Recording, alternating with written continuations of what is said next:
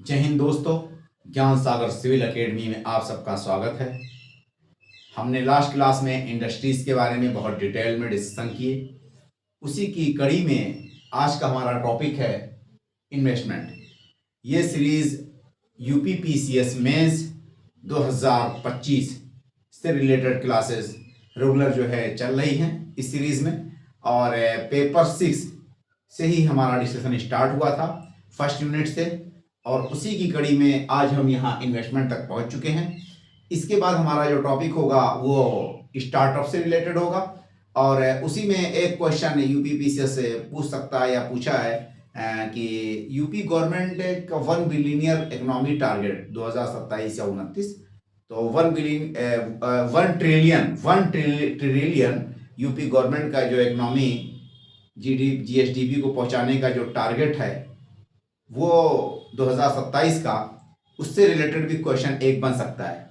तो आज से जो हमारा ये चैप्टर स्टार्ट हो रहा है, इसमें मेनली हम 3 टॉपिक्स पे डिस्कस करेंगे।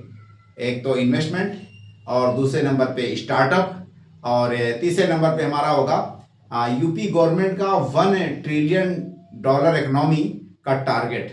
ठीक है, वो कैसे गवर्नमेंट अचीव करेगी और क्या क्या उसके मैनिफेस्टो हैं उस कॉन्टेक्स्ट में। तो हम पहले बातें कर ले इन्वेस्टमेंट के बारे में।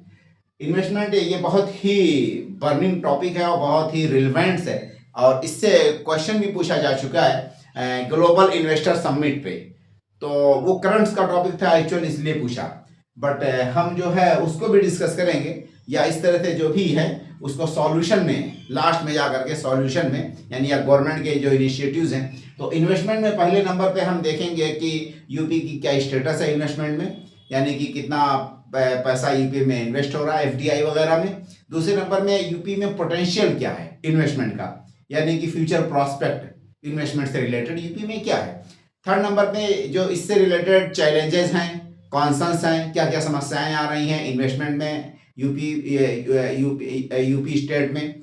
उसके बाद उन समस्याओं के समाधान के लिए गवर्नमेंट ने, यानी कि गवर्नमेंट के स्टेप्स या रेमेडीज, ठीक है, उसका सॉल्यूशन क्या है, इन्वेस्टमेंट से रिलेटेड जो भी समस्याएं हैं, चैलेंजेस हैं, उनका रेजोल्यूशन क्या होगा या उनका सॉल्यूशन क्या होगा। तो ये हम इसमें जो है 3 या 4 सब टॉपिक इसमें दिमाग वो कर लेते हैं, पार्टीशन कर लेते हैं। पहला हमारा टॉपिक है नॉर्मल जो है इन्वेस्टमेंट के बारे में कि व्हाट इज इन्वेस्टमेंट। ठीक है, यूपी गवर्नमेंट के हिसाब से अगर हम देखें तो 1947 में जब ये भारत देश आज़ाद हुआ, उस समय यूपी लार्जेस्ट जो है शेयर होल्डर था, स्टेक होल्डर था जीएसडीपी में या जीडीपी में। इंडिया की जीडीपी में यूपी का सबसे ज़्यादा भागीदारी हुआ करता था 1947 के टाइम पे, जब भारत आज़ाद हुआ। उस टाइम यूपी अकेले 14% जीडीपी में, यूपी इंडिया की जीडीपी में यूपी अकेले 14% भागीदारी रखता था। कब? 1947 में, जब भारत आज़ाद हुआ। तो once it was largest economy in India, once it was the largest economy in India that contributed approximately 14% to India GDP. UP 1947 में या 1947 जब भारत आज़ाद हुआ, उस टाइम इंडिया के इंडियन स्टेट्स में सबसे बड़ा कंट्रीब्यूटर था इकोनॉमिक या जीडीपी के टर्म में। इंडिया की टोटल जीडीपी का अकेले यूपी 14% भागीदारी रखता था। कब? 1947 में। एक पॉइंट ये हो गया। तो ये आप जान लीजिए, बहुत इंपॉर्टेंट इंफॉर्मेशन है। 14% टू इंडिया जीडीपी कब? जब इंडिया आज़ाद हुआ, ठीक है, या इंडिपेंडेंस के समय। नेक्स्ट पॉइंट क्या है? UP has emerged as second largest economy in India with 9.2% share in India GDP. इस समय यानी आज के टाइम पे जो ये 2024-25 जो ये ईयर चल रहा है, गुजर गया, इसमें यूपी की भागीदारी इंडिया की जीडीपी में दूसरे नंबर पे है। पहले नंबर पे महाराष्ट्र और दूसरे नंबर पे यूपी। टोटल इंडिया की जीडीपी में यूपी अकेले 9.2% भागीदारी रखता है।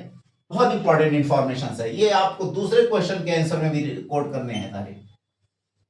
UP has emerged as second largest economy in India with 9.2% share in India GDP. एक बात और जान लें देखिए कहीं कहीं पे 8% लिखा रहता है और यूपी का जो है रैंक रहता है तीसरे नंबर का। क्या क्या तीसरे नंबर पे रहता है यूपी का रैंक और 8% लिखा रहता है। टोटल इंडिया की जीडीपी में यूपी की भागीदारी कितना रहता है? 8% लिखा रहता है। बट हमने यहाँ पे क्या लिख दिए? 9.2% लिख दिए। इसलिए लिख दिए कि ये बहुत ज़्यादा लेटेस्ट वर्जन है और एक संस्था का मतलब कि वो है, गवर्नमेंट वगैरह ने भी इस पे अपना, यूपी गवर्नमेंट ने इसको ऑथोराइज्ड तौर पे इसको वो किया है, पब्लिश किया। तो इसीलिए हमने इसी को रखा क्योंकि ये बहुत ज़्यादा अपडेटेड और अपग्रेडेड है। बट सेंट्रल गवर्नमेंट के जितने डॉक्यूमेंट्स हमने उठाए उसमें सारे में 8% और यूपी तीसरा रैंक है। ठीक है, बट आप लोग कंफ्यूज मत होइएगा, इसीलिए इंफॉर्मेशन भी जाननी, बट ये लिखिए ज्यादा बेटर है। UP has emerged as second largest economy या सेकंड लार्जेस्ट इकोनॉमिक स्टेट या province of India. UP has emerged as second largest economic या second largest province, economic province of India with 9.2% share in India GDP. India के total GDP में UP का अकेले ही 9.2% भागीदारी है, जो कि इसका दूसरा स्थान है। Now it is the fastest growing state economy in India. India के सारे स्टेट्स में यूपी सबसे तेजी गति के साथ इकोनॉमिक ग्रोथ कर रहा है। इंडिया के जितने भी स्टेट्स हैं उन सब में यूपी ग्रोथ के मामले में सबसे फास्टेस्ट ग्रोथ रेट रिकॉर्ड कर रहा है। यूपी का जो ग्रोथ है करंट ईयर प्राइस में, जीएसडीपी वगैरह का ग्रोथ यूपी में लास्ट ईयर यानी 2023-24 में रिकॉर्ड किया था 12%। अगर हम कम्युलेटिव या मतलब कि कंपाउंड एनुअल ग्रोथ रेट कई सालों का देख लें, कई सालों का मतलब कि 7 और 8 ईयर का देखते हैं, तो यूपी का करंट ईयर प्राइस पे एनुअल ग्रोथ रेट 10 to 11% रहा है। ठीक है, ये भी जानना जरूरी है। तो now it is the fastest growing state in India in term of economy या in term of GDP. GDP के टर्म में या जीएसडीपी के टर्म में इंडिया के सारे स्टेट में सबसे हाईएस्ट ग्रोथ रेट अगर कहीं रिकॉर्ड हो रहा है तो यूपी का ही है। नेक्स्ट पॉइंट क्या है? देखिए, central government ministry of commerce and industry, उसी में एक डिपार्टमेंट है, उसका नाम है department of promotion of industries and internal trade. Department of promotion of industries and internal trade, तो डीपीआईआईबी कहते हैं। ये किसका डिपार्टमेंट है? ये सेंट्रल गवर्नमेंट की एक मिनिस्ट्री है, ministry of commerce and industry, उसी के अंदर एक डिपार्टमेंट है, उसको कहते हैं डीपीआईआईटी। ठीक है, यानी department of promotion of industries and internal trade. ठीक है, उसने ये कहा, उसके हिसाब से जो कम्युलेटिव एफडीआई इनफ्लो है यूपी में वो 2.1 बिलियन है। कब से लेकर के? 2019 से लेकर के यूपी में, 2019 से लेकर के यूपी में 2025 तक, अक्टूबर 2019 से लेके जून 2025 तक जो एफडीआई इनफ्लो है यूपी में, यानी 19 से के अक्टूबर यानी इंड से लेके, तो 20, 21, 22, 23 और 24 और 25 के आधा, तो लमसम मान लीजिए 5, 5.5 साल हो जाएगा। लास्ट 5 and 5.5 ईयर्स, जो 5 से 5.5 साल जो पिछला भी गुजर गया है, उस बीच में यूपी में जो टोटल एफडीआई इनफ्लो हुआ, टोटल एफडीआई के द्वारा पैसा आया, वो कितना अमाउंट था? 2.1 बिलियन डॉलर था। ठीक है, यूपी में पिछले 5 सालों में, 6 सालों में जो अमाउंट एफडीआई के द्वारा आया वो अप्रोक्सीमेटली 2.1 बिलियन डॉलर था। ठीक है, एक बात तो ये हो गई, और ये बात हम किसके हिसाब से मान रहे हैं? डीपीआईआईटी के हिसाब से। तो cumulative FDI inflow in UP stood at 2.1 billion between October 2019 and June 2025. Cumulative FDI inflow in UP stood at $2.1 billion between October 2019 and June 2025. हो गया क्लियर?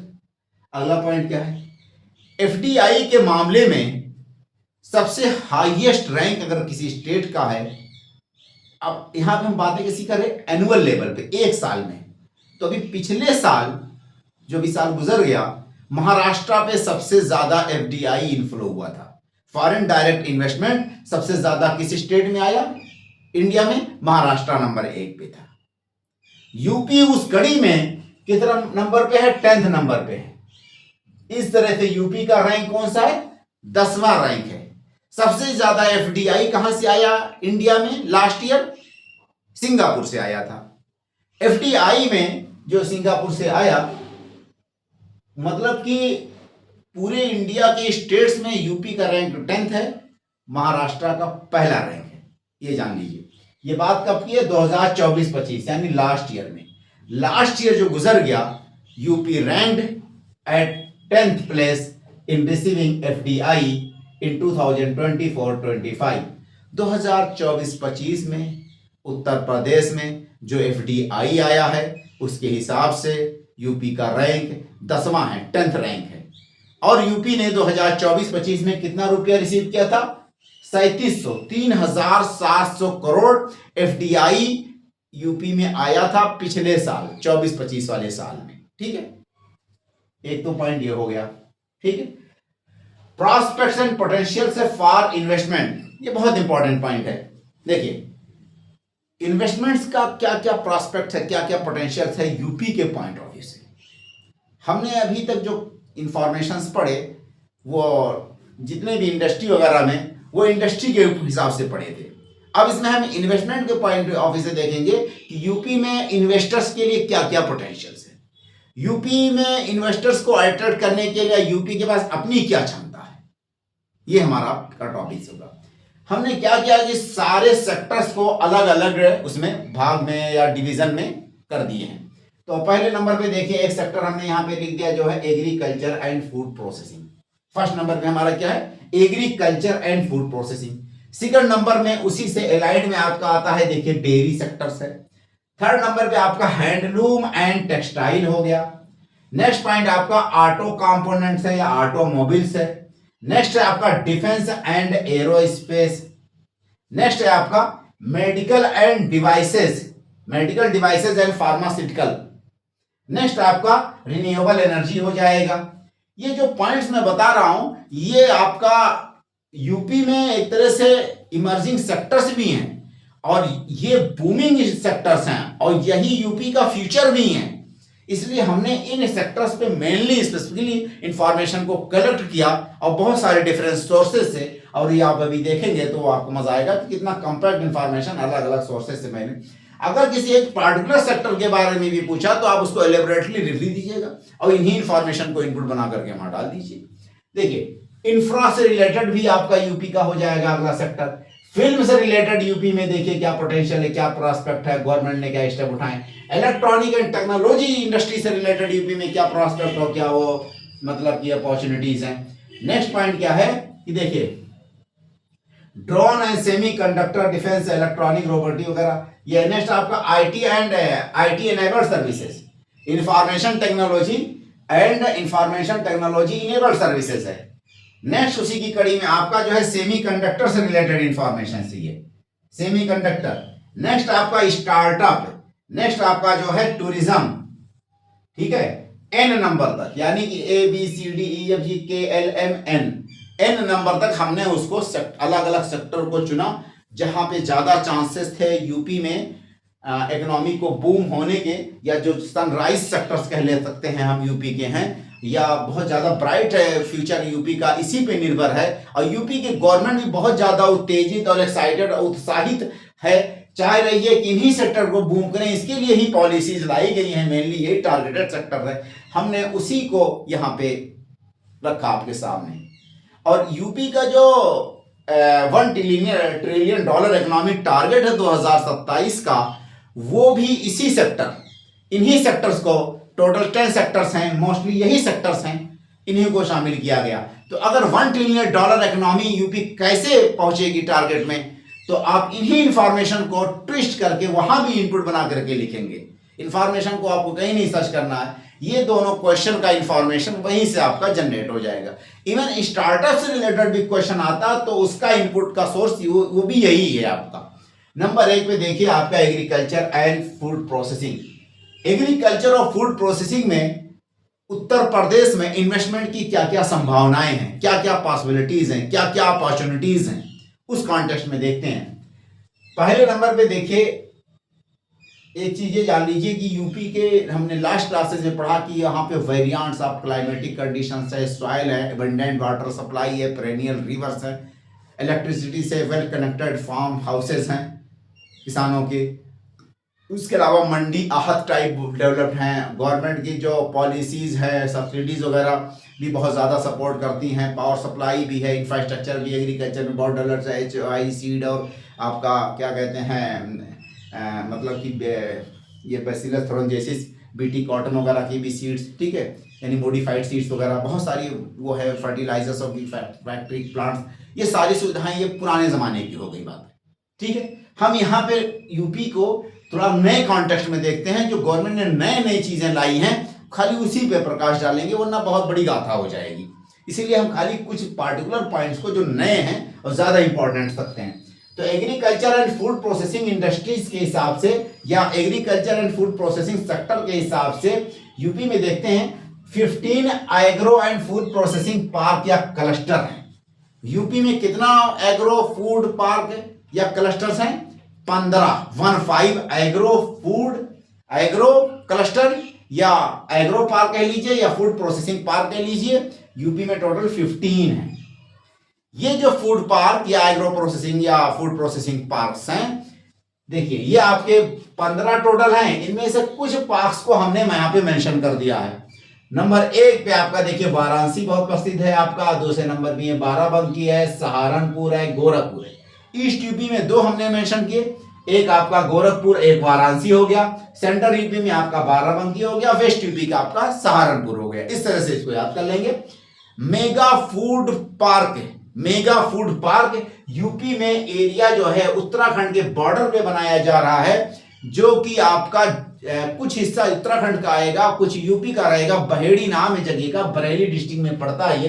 तो मेगा फूड पार्क ये आपका प्रोजेक्ट है सेंट्रल गवर्नमेंट का, जो कि बहेड़ी में बनाया जा रहा। कारण खाली एक है कि ये राइस मिल बहुत सारी यहाँ पे हैं। राइस को जो सेला चावल बनता है, भुजिया, अरबा, क्या क्या चावल बनते हैं बहुत सारे।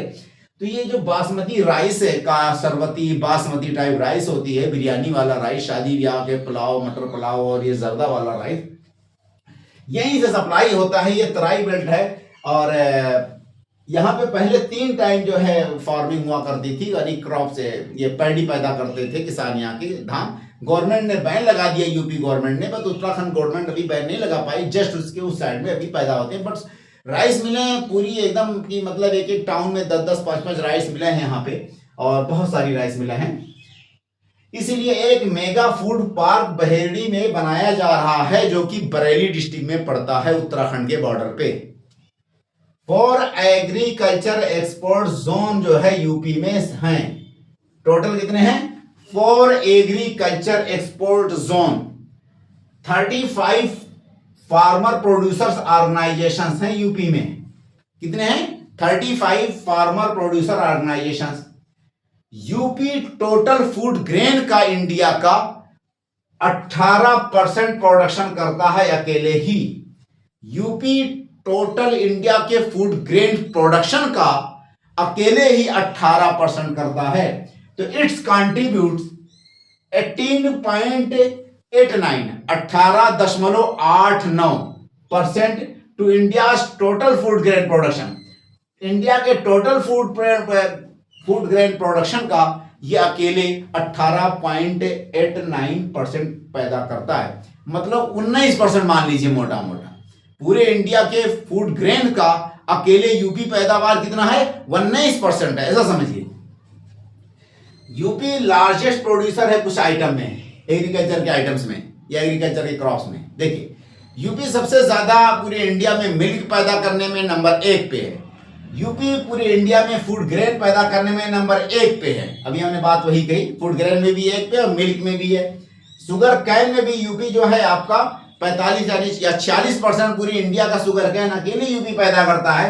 मैंगोज के जो है प्रोड्यूसर में भी यूपी सबसे टॉप पे बना हुआ है पूरे इंडिया में। और इंडियन गूसबेरीज का मतलब प्रतापगढ़ आंवला, ठीक है, तो आंवला में जो है यूपी टॉप पे है आंवला प्रोडक्शन करने में भी पूरे इंडिया में। ये यूपी का जो है फर्स्ट रैंक हो गया एग्रीकल्चर के क्रॉप्स या उससे रिलेटेड प्रोडक्ट्स के पैदा करने में, आइटम्स पैदा करने में। देखिए फ्रूट प्रोडक्शन की बात किया जाए तो यूपी तीसरे रैंक पे है। यूपी फ्रूट प्रोडक्शन में तीसरे रैंक पे है। यूपी आपका इनलैंड फिशरीज में यूपी तीसरे रैंक पे है। तो फ्रूट में और इनलैंड फिशरीज पे यूपी थर्ड रैंक पे, इसलिए हमने आसपास में लिखा ताकि याद करने में आसानी। लार्जेस्ट एक्सपोर्टर है यूपी प्रोसेस्ड फ्रोजन मीट का। प्रोसेस्ड फ्रोजन मीट का मतलब क्या हुआ कि पहले से उसका मीट्स को आपका फ्रीज कर देते हैं और उसको अलग अलग पैकिंग कर देते हैं ताकि खराब ना हो। तो ऐसे जानवरों का जो मीट एक्सपोर्ट होता है वो आपका जो है यूपी टॉप पे है। तो largest exporter of processed frozen meat, ठीक है, जो फ्रीज में रखते हैं और उसके पहले पॉलिथीन में पैक कर देते हैं, कुछ उसमें वो लगा देते हैं केमिकल या मसाले वसाले टाइप जो भी डालते हों ताकि वो खराब ना होने पाए, उसकी एक तरह से प्रिजर्वेटिव्स उसमें डाल देते हैं। तो यूपी जो है इसमें है। अब ले लीजिए डेयरी सेक्टर्स में। डेयरी सेक्टर की अगर बात की जाए तो डेयरी कैपिटल ऑफ इंडिया किस शहर को कहा जाता है? देखिए हमने शहर बोल दिया तो शहर का मतलब बुलंदशहर। तो dairy capital of India north India किस शहर को कहते हैं? बुलंदशहर को। तो यह शहर जब यहां पे लगा हुआ तो इसी शहर को ही कहेंगे। Dairy capital of north India क्या है? बुलंदशहर ही है आपका। नेक्स्ट पॉइंट क्या है? देखिए लाइव स्टॉक में यूपी की पूरी जीएसडीपी में लाइव स्टॉक की भागीदारी 7% है, 7% है। कितना है? 7% है। तो livestock contributes 7% of UP GSDP. Uttar Pradesh के जीएसडीपी में लाइव स्टॉक्स अकेले ही, यानी जितने भी जानवर हैं और उनका जो प्रोडक्ट्स है उसमें अकेले ही यूपी 7% का जो मतलब इसी से आता है इसके जीएसडीपी में। पूरे इंडिया की अगर बात किया जाए इंडिया लेवल पे, इंडिया की जीडीपी में लाइव स्टॉक सेक्टर का जो है शेयर लमसम जो है 5% है इंडिया में, मतलब कि 5% है। जबकि यहाँ पे लाइव स्टॉक की भागीदारी शेयर से यहाँ के जीएसडीपी में 7% है। ये चीज ध्यान दीजिए। तो livestock contributes 7% of यूपीज GSDP. Highest milk production जो है एनिमल यूपी में ही है। सबसे ज्यादा दूध देने वाले जानवरों की अगर बात की जाए तो कहां पाए जाते हैं? वो भी यूपी में ही पाए जाते हैं। तो हाईएस्ट मिल्क एनिमल भी आपके यूपी में है जो कि 19% है पूरे इंडिया का। पूरे इंडिया का अकेले ही यूपी में टोटल दूध देने वाले एनिमल पाए जाते हैं। पूरे इंडिया का अकेले ही यूपी जो खाद्यान्न है या खाद्य सामग्री या फूड ग्रेन पैदा करने में 19% है। यह आपका 19% लमसम है। और यहाँ पे मिल्क में के जानवर, दूध देने वाले जानवर की बात चल रही है, ठीक है, दूध की नहीं, दूध देने वाले जानवर भी सबसे ज्यादा जनसंख्या कहाँ पे है? यूपी में है, जो कि 19% है पूरे इंडिया का। अब नेक्स्ट हमारा टॉपिक है इसी में हैंडलूम एंड टेक्सटाइल। इसके अंतर्गत पीएम मित्रा सेंट्रल गवर्नमेंट का एक स्कीम है जो कि लखनऊ और बाराबंकी दोनों कॉन्टिगुअस डिस्ट्रिक्ट के बॉर्डरिंग एरियाज में पीएम मित्रा का पार्क जो है बनाया जा रहा है। नंबर 1 पॉइंट पे। नेक्स्ट पॉइंट क्या है? यूपी जो है थर्ड लार्जेस्ट टेक्सटाइल प्रोडक्शन है। थर्ड लार्जेस्ट टेक्सटाइल प्रोडक्शन का मतलब कि टोटल इंडिया का जितने भी आपके क्लॉथेज या टेक्सटाइल बनाए जाते हैं पूरे भारत में उसका 13% अकेले यूपी बनाता है। तो third largest textile producer of India is UP. और पूरे इंडिया का कितना पैदा करता है यूपी? तो 13% पैदा करता है। इसलिए यहाँ पे ऑप्शंस बहुत ज्यादा हैं इन्वेस्टमेंट्स वगैरह करने के। नेक्स्ट देखिए, हमने अभी टेक्सटाइल वगैरह को जब पढ़ाया था तो कुछ इंफॉर्मेशन को पुराना डेटा शो कर दिया था, लेकिन बजट में एक डेटा अभी नया आया इसलिए हमने इसको इनपुट बना करके यहाँ लिख दिया। ये ज़्यादा अपडेटेड और अपग्रेडेड है।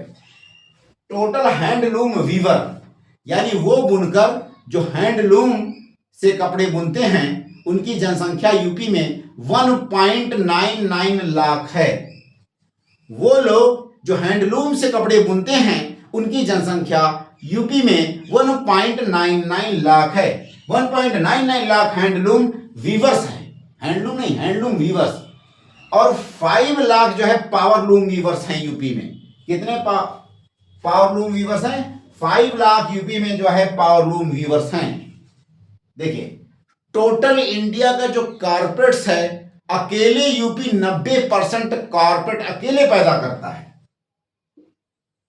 ठीक है, पूरे इंडिया का अकेले यूपी जो है कारपेट्स के मामले में टॉप पे है। 90%, यानी कि गलीचा, कालीन, दरी यूपी अकेले पैदा करता है, बनाता है। Auto components and automobiles, automobile से रिलेटेड एक चीज आप ये जान लीजिए कि OEM ऐसे लिखा रहता कहीं कहीं भाई, OEM ओरिजिनल इक्विपमेंट मैन्युफैक्चरर या मैन्युफैक्चरिंग। तो ओरिजिनल इक्विपमेंट मैन्युफैक्चरिंग से तात्पर्य क्या होता है कि जैसे देखिए कोई भी असेंबलिंग यूनिट्स होती है, जैसे इलेक्ट्रॉनिक गुड्स सारे के सारे असेंबलिंग बेस पे आधार है। असेंबलिंग एक तरह से इंडस्ट्रीज में आएंगी है। उसके अलावा जो है आपका ऑटोमोबाइल्स हो गया, जितने भी व्हीकल्स हैं सारे के सारे असेंबलिंग हैं, असेंबल किए जाते हैं। तो उनके जो पार्ट्स है, पुर्जे कहीं बनते हैं पहले, और बनाने के बाद छोटी छोटी कंपनियां होती हैं, उनको एंसिलरीज कहा जाता है, जो उनके पार्ट्स पुर्जे को ठेका लेके बनाती हैं और उनके सहायक के तौर पे काम करती हैं बड़ी कंपनियों की, जैसे टाटा हो गया, यामाहा हो गया, महिंद्रा हो गया, ये बड़ी कंपनियां हैं। और इन कंपनियों के लिए जो पार्ट्स पुर्जे छोटे छोटे बनाते हैं, बनाने वाली कंपनियां होती हैं, उनको क्या कहते हैं? ओरिजिनल इक्विपमेंट मैन्युफैक्चरर कहते हैं। उन छोटी छोटी कंपनियों को, एंसिलरी यूनिट्स को क्या कहते हैं? Original equipment manufacturer. हो गया क्लियर? तो ओरिजिनल इक्विपमेंट मैन्युफैक्चरर की बात की जाए तो यूपी सबसे बड़ा है, टॉप में है। तो home to large original equipment manufacturer and tier 1 supplier. Tier 1 supplier भी वही चीज हो गया एक्चुअल में। ठीक है, फर्स्ट नंबर पे जो सप्लाई करते हैं कोई भी चीज का कंपोनेंट बना करके, पार्ट्स बना करके। तो यूपी में बहुत सारी छोटी छोटी ऐसी कंपनियां हैं जो बड़ी बड़ी कंपनियों के लिए मोटर्स के पार्ट्स वगैरह बनाते हैं। ठीक है, और वही बाद में वो कंपनियां उसको असेंबल करती हैं। अच्छा देखिए, नेक्स्ट पॉइंट क्या है? Major automobile hub clusters. अब इसी से समझ में आ जाएगा आपको मोबाइल हब क्लस्टर जो है कहां कहां पे। मेजर ऑटोमोबाइल हब कह लीजिए या मेजर ऑटोमोबाइल क्लस्टर, वो एरिया जहां पे ये छोटे छोटे पार्ट्स बनते हैं, वहां पे बहुत सारी कंपनियों के या छोटे छोटे फैक्ट्रियों की पूरी भरमार होती है। तो कुछ शहर ऐसे हैं जो यहाँ पे इस तरह के यूनिट्स बहुत सारे हैं। तो मेजर ऑटोमोबाइल हब जो है या मेजर ऑटोमोबाइल क्लस्टर्स, नंबर 1 में बागपत है। नंबर यहाँ पे देखिए गाजियाबाद। अब वेस्ट यूपी से शुरू करिए आप। बागपत, गाजियाबाद, नोएडा, ग्रेटर नोएडा, आगरा, कानपुर, लखनऊ। तो मेजर ऑटोमोबाइल यानी ऑटोमोबाइल्स का पार्ट्स बनाने वाले यूनिट्स का क्लस्टर यूपी में, वेस्ट यूपी से शुरू करिए आप। नंबर 1 में बागपत, दूसरे नंबर में आपका गाजियाबाद, उसके बाद नोएडा, ग्रेटर नोएडा, आगरा, कानपुर, लखनऊ। अब आप आ जाइए, अगला हमारा टॉपिक है इसी में defence and aerospace. Defence and aerospace की अगर बात की जाए तो पहले नंबर में जान लेते हैं कि डिफेंस इंडस्ट्रियल कॉरिडोर वो बुंदेलखंड में बनाया जा रहा है। उसके अंतर्गत 6 नोड्स आएंगे। जो डिफेंस इंडस्ट्रियल कॉरिडोर है, उस कॉरिडोर पे जो 6 नोड्स बनाए जाएंगे, उनके लिए लैंड जो है आपका 5000 हेक्टेयर लैंड जो है एयर मार्क्ड की गई है। 5000 hectares of the land are marked across 6 nodes. तो डिफेंस एंड एरोस्पेस, ठीक है। Defence industrial corridor, defence industrial corridor ये कहां बन रहा है? In Bundelkhand. Next, 5000 hectares of the land are marked across 6 nodes. इस इंडस्ट्रियल कॉरिडोर पे 6 जगहों पे नोड्स बनेंगे या सेंटर्स बनेंगे। क्या? डिफेंस के ये जो मतलब कि वो हैं पार्ट्स हैं या पुर्जे हैं या उसके जो आम म्यूनिशन बनाने के लिए उन नोड्स पे सेंटर बनाए जाएंगे, वो प्रोडक्शन का यूनिट्स लगाया जाएगा। उसके अंतर्गत 5000 हेक्टेयर है। 5000 हेक्टेयर लैंड इन 6 नोड्स में लगाने के लिए सेट कर दिए गए हैं। उसको निर्धारित कर दिया गया, एयर मार्क निर्धारित कर दिया गया, फिक्स कर दिया गया। तो 5000 hectares of the land are marked across 6 nodes. In 6 nodes पे, वो 6 नोड्स कहाँ कहाँ पे हैं? नंबर 1 पे अलीगढ़, आगरा, कानपुर, लखनऊ, झांसी, चित्रकूट। इन जगहों पे, इन नोड्स पे 6 मतलब कि 5000 हेक्टेयर का जमीन का एरिया जो है निर्धारित कर दिया गया है, फिक्स कर दिया गया है। नेक्स्ट क्या है? इस्टेब्लिशिंग, देखिए उसी में ही आगे देखिए, establishing unmanned aerial vehicle campus. बहुत सारे अनमैन्ड एरियल व्हीकल कैंपस जो है बनाया जा रहा है, मतलब यूएई, ठीक है, यानी कि यूएई का अलग अलग ऐसे छोटा छोटा कैंपस बनाया जा रहा है, और जो मेनली जो यूनिवर्सिटीज़ वगैरह हैं, प्रीमियर इंस्टीट्यूट वगैरह हैं वहाँ पे, ठीक है, और उसका यूनिट से उसमें डाला जा रहा है। जैसे कानपुर आईआईटी में भी इसके लिए इंटीग्रेटेड जो है रिसर्च सेंटर टाइप कुछ बनाया गया है, तो इस तरह से इस पे भी काम चल रहा है यूपी में। Medical devices and pharma parks में भी, और फार्मा पार्क्स वगैरह के लिए जो है फार्मा पॉलिसी वॉलिसी भी गवर्नमेंट ने लाई है, और बहुत सारी यूपी के ऐसे सिटीज़ हैं जहाँ पे फार्मेसी का मतलब कि बहुत ज़्यादा बोलबाला है, या बहुत सारी उसकी फैक्ट्रियाँ, प्लांट्स है, प्रोडक्शन का लेवल बहुत हाई है। नेक्स्ट आपका रिन्यूएबल एनर्जी। रिन्यूएबल एनर्जी भी आपका, जैसे यूपी गवर्नमेंट ने सोलर एनर्जी पॉलिसी लाई थी, यूपी गवर्नमेंट की है 2022 की, और उसी में बहुत सारी स्कीम चल रही हैं, और इन्वेस्टमेंट्स वगैरह के ऑप्शन भी बन सकते हैं उससे, और इन्वेस्टमेंट्स हो भी रहे हैं, कुछ प्लांट्स कंस्ट्रक्शन प्राइवेट की सहायता से बुंदेलखंड वगैरह में बनना स्टार्ट भी हो चुके हैं।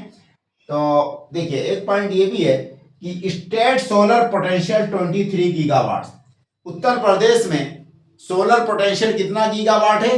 23 गीगावाट है, 23 गीगावाट से। इससे पहले हमने एक जगह एक इंफॉर्मेशन आपको ये दिया था कि 28 की कितना गीगावाट अकेले बुंदेलखंड में है। तो बुंदेलखंड इंडस्ट्रियल डेवलपमेंट अथॉरिटी जो बीडा करके है, उसके वेबसाइट में ये बात लिखी थी, इसलिए हमने इंफॉर्मेशन दे दी।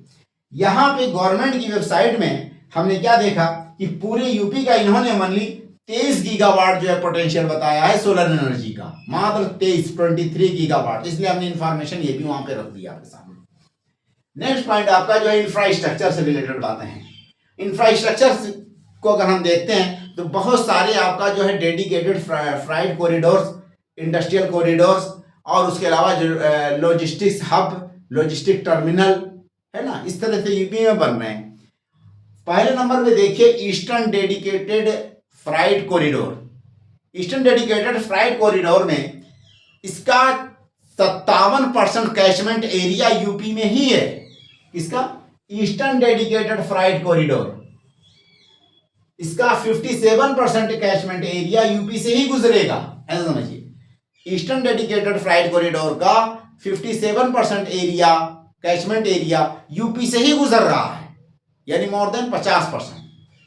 नेक्स्ट है वेस्टर्न डेडिकेटेड फ्राइट कॉरिडोर, इसका मात्र 10% कैचमेंट एरिया यूपी में पड़ेगा। वेस्टर्न वाले का कितना? 10% ही मात्र है, ये ध्यान दीजिएगा। बहुत सारी यूपी में लॉजिस्टिक्स हब बन रहे हैं। लॉजिस्टिक हब जो बन रहे हैं उसके अंतर्गत clusters are identified for multi modal logistic facilities. Multi modal logistic facilities के लिए 16 क्लस्टर को आइडेंटिफाइड किया गया है, या आइडिएशन या आइडेंटिफिकेशन या उस पर जो वर्क वगैरह चल रहा है। तो कितने मल्टी मॉडल लॉजिस्टिक फैसिलिटीज की बात चल रही है यूपी में? 16। तो यहां पे क्या है? Several logistics hubs and logistic parks are under construction in Uttar Pradesh. Clusters are identified for multi modal logistic facilities are 16 units, यानी 16 साइट्स। 16 जगहों पे मल्टी मॉडल लॉजिस्टिक फैसिलिटीज बनाए जाने का प्रावधान रखा गया है यूपी में, ठीक है, ऐसा समझिए। 16 जगहों पे मल्टी मॉडल लॉजिस्टिक पार्क बनाए जाने के लिए निर्धारण किया गया है उत्तर प्रदेश में। नंबर 1 में ये जो 16 जगह बन रही है उसमें से कुछ जगहों पे काम स्टार्ट भी हो चुका है।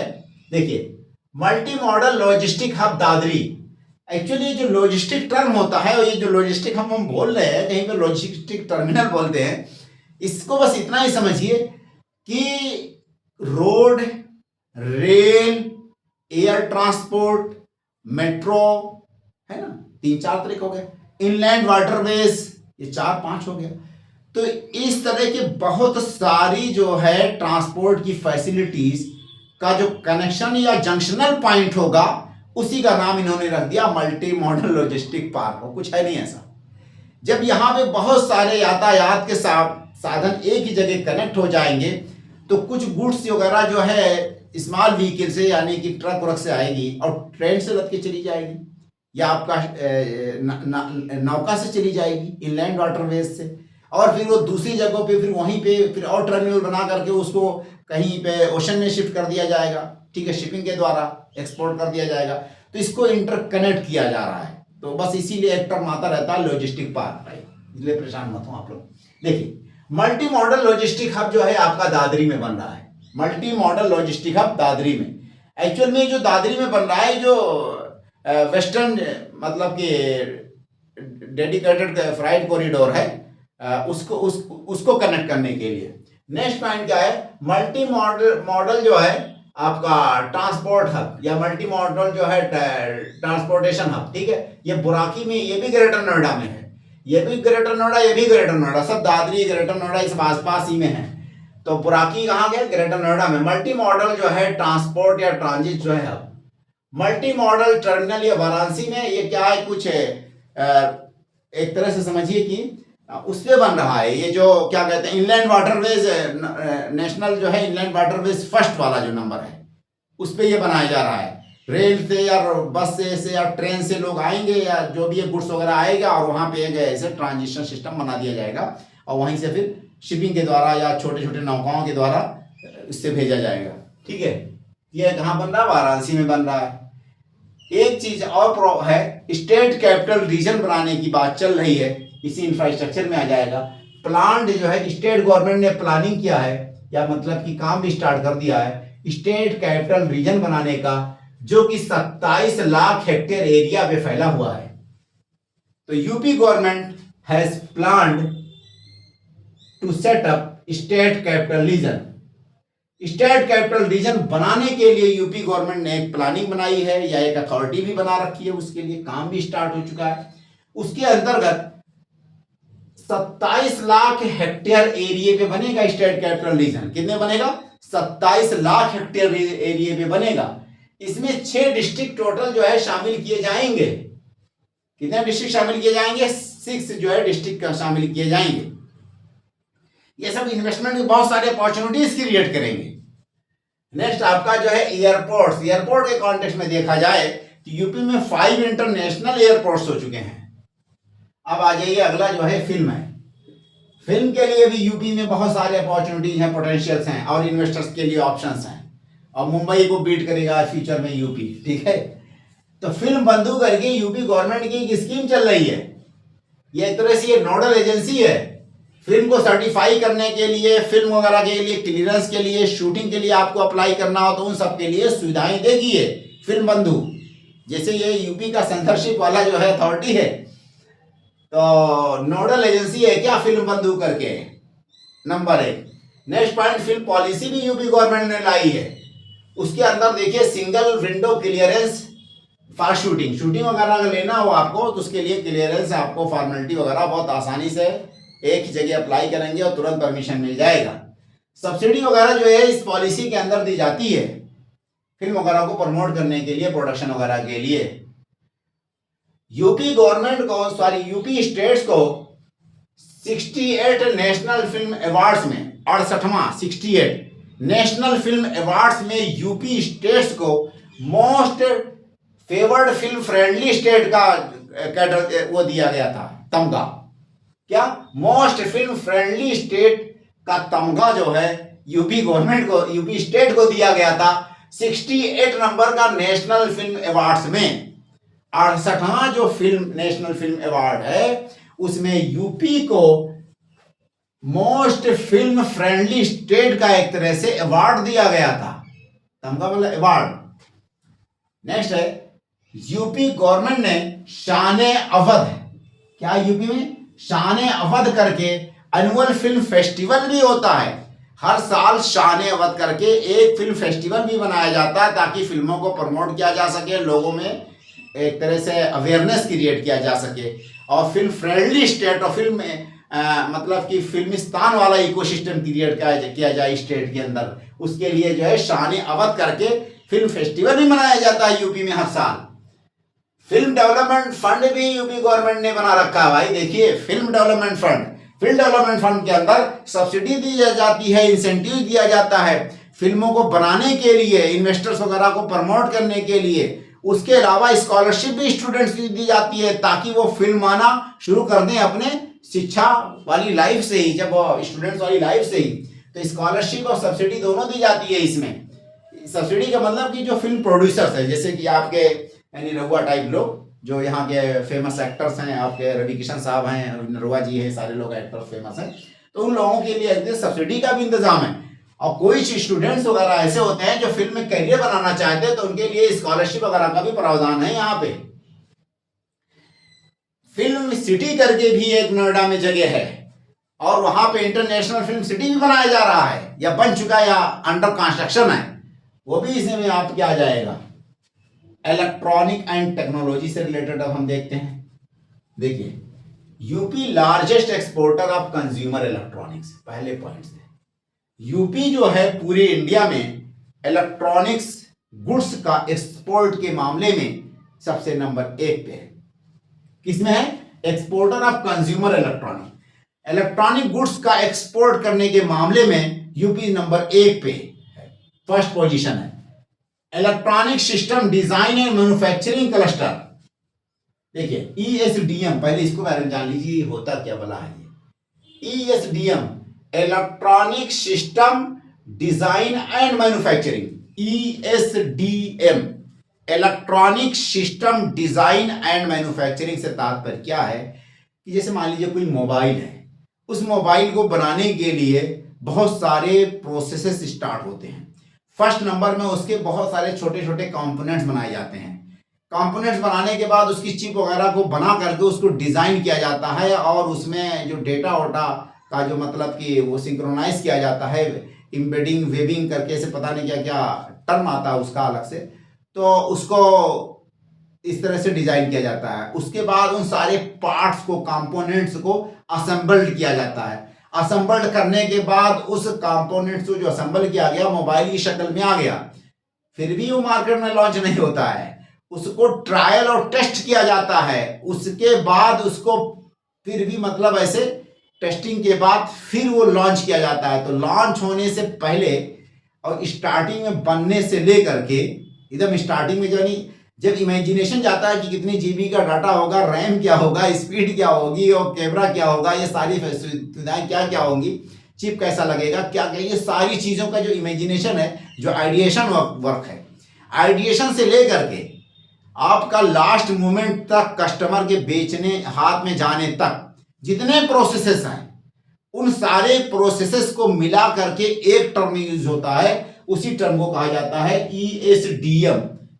ESDM का मतलब समझ आया? और वो खाली मोबाइल कंपोनेंट्स नहीं, वो जितने इलेक्ट्रॉनिक गुड्स हैं जो भी उसमें आ जाते हैं, जैसे मान लीजिए कि light emitting diodes, LED, CFL कुछ भी बनाना है या कोई भी इलेक्ट्रॉनिक गुड्स है, तो उसको बनाने के लिए आपको जितने प्रोसेसेस से गुजरना होगा, ट्रायल से लेकर टेस्टिंग तक, और स्टार्टिंग में इमेजिनेशन और आइडिएशन वाली वर्क यानी कि सोचने से लेकर के एकदम स्टार्टिंग से लेकर के लास्ट मोमेंट तक, उन सारे प्रोसेस को एक ही टर्म में यूज किया जाता है, ESDM।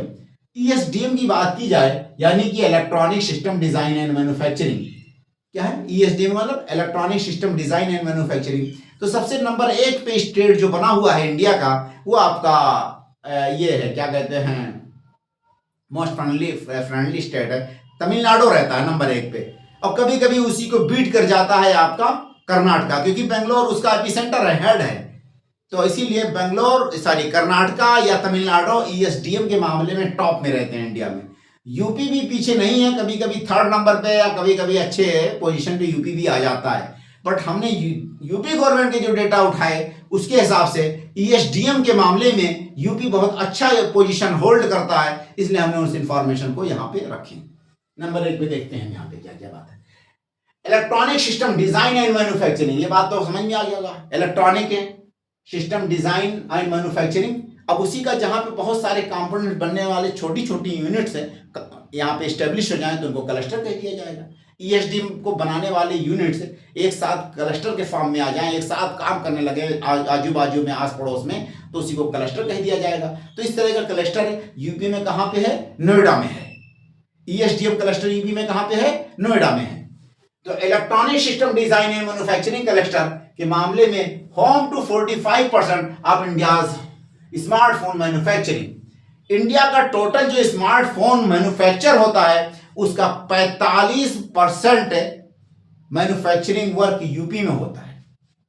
ये गवर्नमेंट के डेटा के हिसाब से। हमें ये नहीं मतलब कि गवर्नमेंट असेंबलिंग को ही मैन्युफैक्चरिंग समझ रही है, ठीक है, तो हम इसको गलत नहीं मानते। एक्चुअल में असेंबलिंग होता है, बट यहाँ मैन्युफैक्चरिंग ही जो बताया जा रहा है, क्योंकि मेक इन इंडिया को मतलब कि अचीवमेंट में शो करने के लिए गवर्नमेंट का एक वो है। तो एक चीज़ आप ये जान लीजिए, देखिए कोई चीज़ बोलने वाला और सुनने वाला जब दोनों को पता है कि जो वो बोल रहा है जो मैं सुन रहा हूँ वो झूठ है, तो वो झूठ नहीं कहलाता। इसीलिए ये बात सत्य है और इसको मान के चलिए कि ये सब झूठे नहीं है, चीज़ें सत्य है। वरना साउथ के स्टेट क्लेम करेंगे कि यार हम सबसे ज़्यादा बनाते हैं, तो हो सकता है कि असेंबल में यूपी हो टॉप पे और ये कर्नाटक और तमिलनाडु आपका मैन्युफैक्चरिंग हम हो और यूपी असेंबल में हो, क्योंकि नोएडा में सारे मोबाइल एक तरह से असेंबल होते हैं मेनली। बट यूपी गवर्नमेंट का जो क्लेम है या सेंट्रल गवर्नमेंट का जो डेटा वो यही कहता है कि ये असेंबलिंग नहीं है, मैन्युफैक्चरिंग हम है।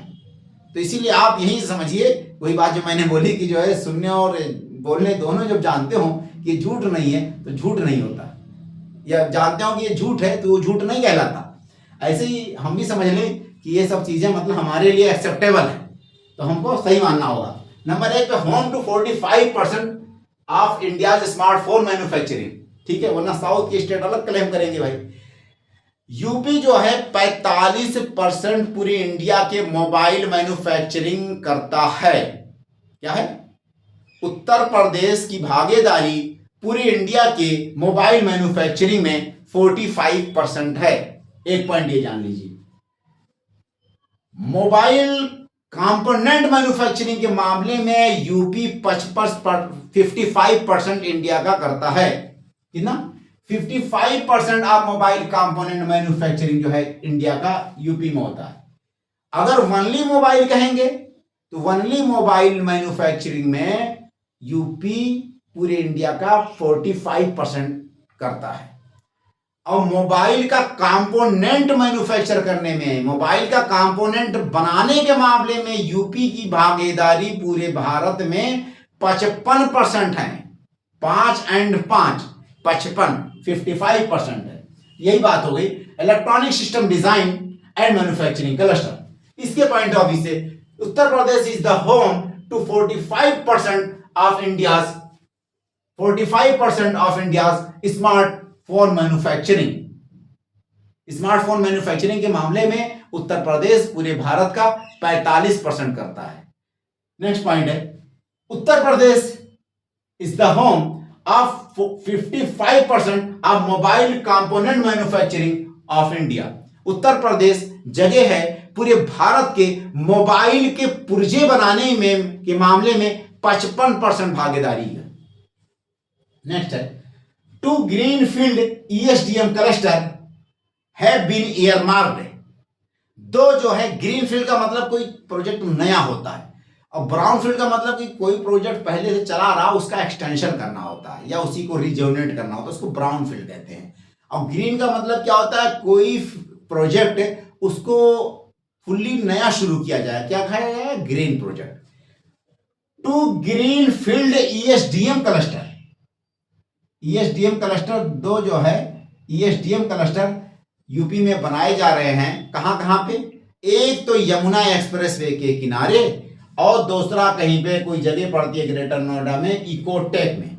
इकोटेक ये ग्रेटर नोएडा में कोई जगह है, वहां पे एक बनेगा ईएसडीएम, ठीक है। 2 जो है 2 ग्रीनफील्ड ईएसडीएम क्लस्टर जो है यूपी में बनाए जा रहे हैं। एक आपका बन रहा है यमुना एक्सप्रेसवे पे और दूसरे नंबर का आपका बनेगा इकोटेक पे।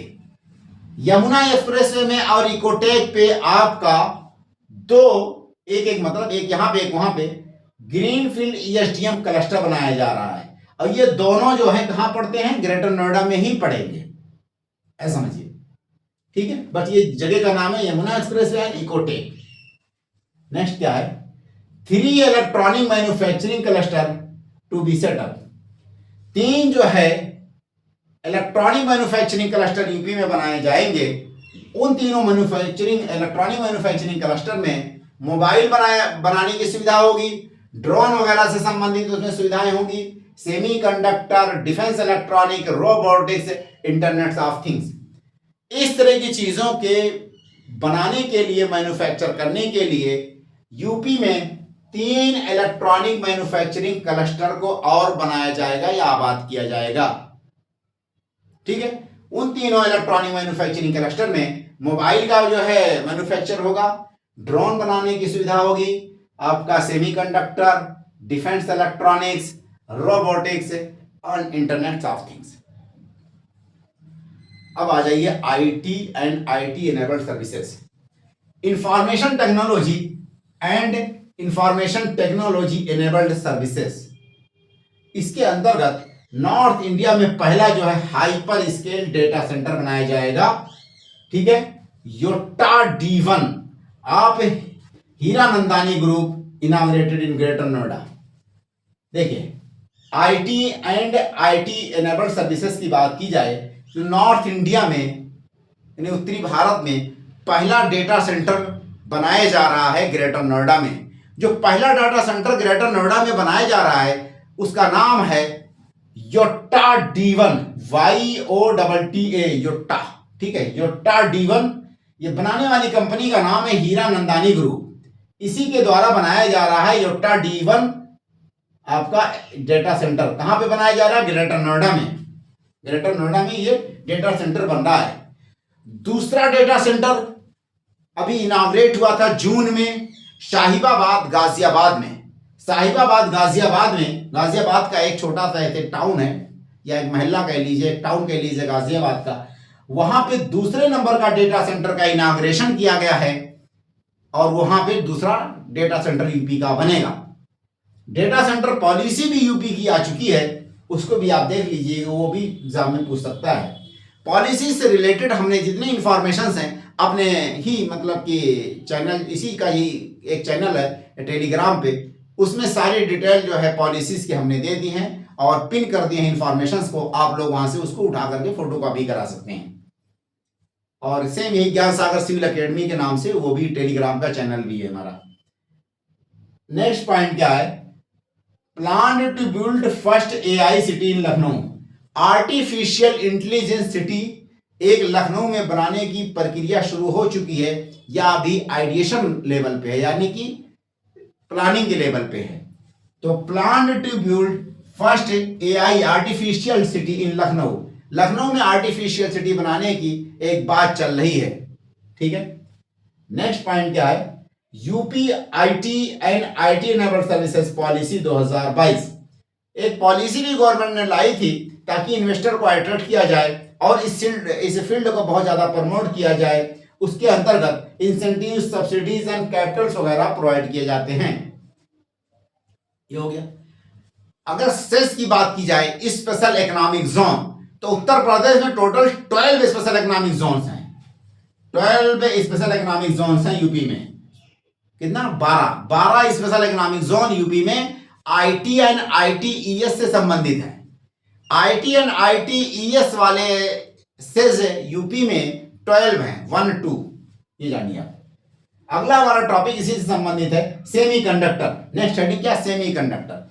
सेमीकंडक्टर बनाने के लिए जेवर एयरपोर्ट है, वहां पे 1000 एकड़ लैंड को डिमार्केट किया गया है। सेमीकंडक्टर यूनिट बनाने के लिए जेवर जो एयरपोर्ट है उसके पास 1000 एकड़ की भूमि जो है एयरमार्क की गई है। तो 1000 acres of the land near Jewar Airport has been identified या earmarked for semiconductor manufacturing units। Semiconductor manufacturing units बनाने के लिए 1000 की जमीन, एकड़ की जमीन या भूमि जेवर एयरपोर्ट के पास में निर्धारित कर दी गई है। ठीक है, नेक्स्ट हमारा है स्टार्टअप। अगला टॉपिक क्या हमारा, स्टार्टअप। उत्तर प्रदेश में जो है department of promotion of industry and internal trade DPIIT के मुताबिक उत्तर प्रदेश में टोटल जो स्टार्टअप हैं वो हैं 16,000 प्लस स्टार्टअप। यूपी में टोटल जो स्टार्टअप हैं अप्रोक्सीमेटली 16,000 प्लस स्टार्टअप है। कितना है, 16,000 प्लस स्टार्टअप यूपी में किसके मुताबिक है, DPIIT के मुताबिक।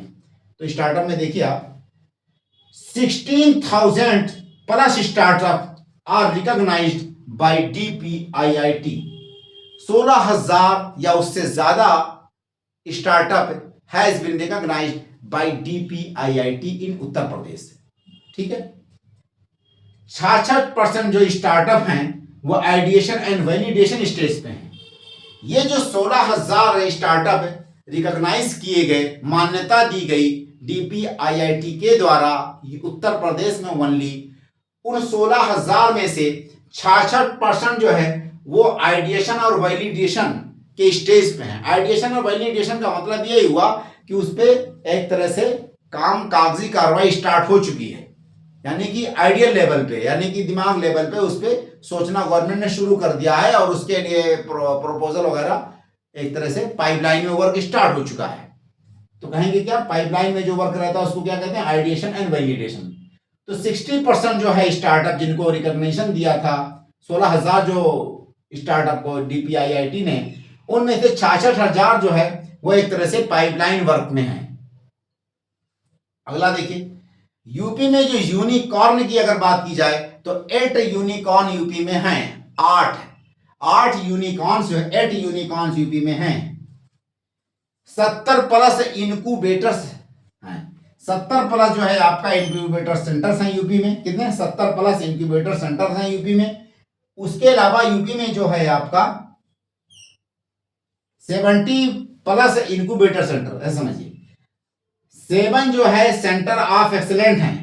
7 जो है 7 सेंटर ऑफ एक्सीलेंट यूपी में है। 4th largest startup ecosystem India का यूपी है। यूपी स्टार्टअप इकोसिस्टम के मामले में इंडिया का 4थे स्थान पे स्टेट है। यूपी पूरे इंडिया का स्टार्टअप इकोसिस्टम के मामले में 4थे नंबर का स्टेट है। देखिए, एक पॉजिटिव पॉइंट यूपी के पास क्या है कि एबंडेंस ऑफ स्किल्ड लेबर बहुत ज्यादा भारी मात्रा में यूपी में पाए जाते हैं और वो 10 से 20% चीपली हैं, at 10 to 20% lower cost. Abundance of skilled labour at 10 to 20% lower cost. UP में स्किल्ड लेबर फोर्स बहुत ज्यादा जनसंख्या में है और वो 10 से 20% जो है कम दर पे अवेलेबल हो जाते हैं। उनका कॉस्टिंग या लेबर कॉस्ट 10 से 20% सस्ता है यूपी में। स्किल्ड लेबर फोर्स यूपी में अवेलेबल है और वो स्किल्ड लेबर फोर्स जो यूपी में अवेलेबल हैं उनका जो कॉस्टिंग है, लेबर कॉस्ट, या 10 से 20% वो जो चीपली हैं, सस्ते दाम पे मिल जाते हैं यूपी में। इसलिए इन्वेस्टमेंट करने के, फैक्ट्री लगाने के, प्रोडक्शन यूनिट जनरेट करने के यूपी में बहुत ज्यादा ऑप्शंस हैं। इन सब बातों से हम ये इंफरेंस ड्रॉ करते हैं। नेक्स्ट पॉइंट क्या है आपका, टूरिज्म एंड हॉस्पिटल। टूरिज्म और हॉस्पिटल के बारे में अगर बात किया जाए तो थीम बेस्ड जो है टूरिस्ट सर्किट यूपी में बहुत सारा है। थीम बेस्ड टूरिस्ट सर्किट जितना भी है, 1-2 को आप मेंशन करिए। उसके अलावा 24 जो है बर्ड सेंचुरीज है यूपी में। 24 क्या है, बर्ड सेंचुरीज। कितना है, 24 बर्ड सेंचुरीज यूपी में है। एक वाइल्ड लाइफ सेंचुरी यूपी के पास है, 11 वाइल्ड लाइफ सेंचुरी यूपी में है। 11 जो है वाइल्ड लाइफ सेंचुरी है। नेशनल पार्क एक है, वो गलत हो गया। नेशनल पार्क यूपी के पास एक है और कई एक जो है टाइगर रिजर्व है, कई एक एलिफेंट रिजर्व है, 2 या 3 एलिफेंट रिजर्व भी है। तो 11 जो है आपका वाइल्ड लाइफ सेंचुरी है, एक नेशनल पार्क है। उसके अलावा rich tradition of Ayurveda and wellness centre बहुत सारे यूपी के पास हैं। यानी कि जो आयुर्वेदा की जो पद्धति है वो भी बहुत ही ज़्यादा वेल एडवांस वेल डेवलप है उत्तर प्रदेश में। इसीलिए ये जो टूरिज्म है, ये हॉस्पिटैलिटी यानी मेडिकल टूरिज्म के लिए भी यूपी में बहुत सारे ऑप्शंस हैं। अगर हम आर्किटेक्ट की बात करें तो यूनेस्को के 3 साइट ऐसे हैं जो यूपी में पाए जाते हैं। एक आगरा में आगरा फोर्ट जिसे कहते हैं, आगरा का ताज है, और एक आपका फतेहपुर सीकरी का मोनूमेंट। ये तीनों यूनेस्को हेरिटेज साइट्स में आते हैं और इसलिए यूपी के पास टूरिस्ट को अट्रैक्ट करने के लिए बहुत सारे साइट्स हो जाते हैं, बहुत सारे ऑप्शंस हैं। रिलीजियस और कल्चरल साइट भी यूपी के पास बहुत सारे हैं, जैसे कि आपका अयोध्या, आपका काशी, मथुरा, ये यूपी में पड़ता है। ऐसे ही बहुत सारे जो है बौद्ध धर्म के साइट्स भी यूपी में हैं, जैन धर्म के साइट्स हैं, और मुस्लिम धर्म के बहुत सारे जो सूफी संत उनके भी बहुत सारे यहाँ पे मज़ार हैं। तो हर धर्म के और हर तरह की साइटें, तो religious and cultural sites UP के पास एबंडेंट हैं। नेक्स्ट पॉइंट क्या है कि एडवेंचर टूरिज्म की बात की जाए तो गंगा रिवर जो है पूरे यूपी के यहां से वहां तक फैली हुई है, जिसमें क्या है कि राफ्टिंग की सुविधा, कयाकिंग और बोटिंग, ट्रैकिंग, इस तरह की सुविधाएं वहां पे बहुत ज्यादा हैं। डोमेस्टिक टूरिज्म की अगर बात की जाए तो उत्तर प्रदेश पहले नंबर पे है, first in term of domestic tourism in India. Uttar Pradesh जो है डोमेस्टिक टूरिज्म के मामले में फर्स्ट रैंक पे है। किस पे है? फर्स्ट रैंक पे अगर डोमेस्टिक टूरिज्म को देखा जाए तो उत्तर प्रदेश ही है। ये सारी इंफॉर्मेशन जो है आपका बेसिक यूपी की जो इमर्जिंग सेंटर, मतलब कि इमर्जिंग इंडस्ट्रीज हैं, यूपी का जो मतलब फ्यूचर या प्रॉस्पेक्ट जो इंडस्ट्रियल सेंटर्स हैं वो यही होंगी, और इनको आपको अलग अलग इनपुट्स को उससे रिलेवेंट से इंफॉर्मेशन जब भी क्वेश्चन आए तो इनपुट बना करके डाल देंगे। और ये हमने यहाँ पे सारे टॉपिक्स को कंप्लीट कर लिया। अब हमारा जो इसी से रिलेटेड टॉपिक्स होगा वो यूपी में क्या क्या समस्याएं हैं इन्वेस्टमेंट्स को लेकर के, तो चैलेंजेज एंड कॉन्सर्न्स, ठीक है। ये क्या है, ये पूरा का पूरा समस्या क्या एडवांटेज था इन्वेस्टमेंट का, यूपी में इन्वेस्ट करने का क्या एडवांटेज है, या पोटेंशियल्स क्या, ये भी कह सकते हैं, या एडवांटेज क्या है यूपी में इन्वेस्ट करने का, ये बात हो गई। अगला हमारा जो टॉपिक्स होगा वो कॉन्सर्न्स एंड चैलेंजेस क्या हैं इन्वेस्टमेंट से आने में यूपी में, और दूसरे नंबर में जो हमारा टॉपिक्स होगा वो क्या है कि गवर्नमेंट ने क्या इनिशिएटिव्स उठाए हैं इन्वेस्टमेंट्स को प्रमोट करने के लिए, और गवर्नमेंट के इनिशिएटिव्स का अचीवमेंट कहाँ तक हुआ इन्वेस्टर्स को अपनी तरफ अट्रैक्ट करने के लिए। यहीं पे हम अपनी क्लास को ख़त्म करते हैं, एंड करते हैं। आप लोगों से रिक्वेस्ट है कि मेरे चैनल को ज़्यादा से ज़्यादा लाइक और सब्सक्राइब करें। ओके भाई, ऑल द बेस्ट।